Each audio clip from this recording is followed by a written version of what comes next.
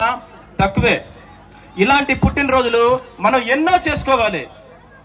దానికి మన ఆశీర్వాదం తప్పకుండా కావాలి, అది చిన్న కానీ పెద్ద కానీ. ప్రత్యేకంగా నేను చెప్పుకునేది ఏంటంటే, బాయికాడివారిపాలెంలో జనసేన అభిమానులు చాలా ముందంజలో ఉన్నారు. ఈ ఉత్సాహాన్ని ఎక్కడ తగ్గించకుండా ముందుకు తీసుకెళ్లాలని, అదే విధంగా మన పవన్ స్టార్ పవన్ కళ్యాణ్ గారు రాజకీయాల్లోకి వచ్చారంటే అందరూ ఏదో రాజకీయ లబ్ధి కోసం ఏదో వచ్చారనుకుంటారు. అది తప్పు. అవునా కాదా?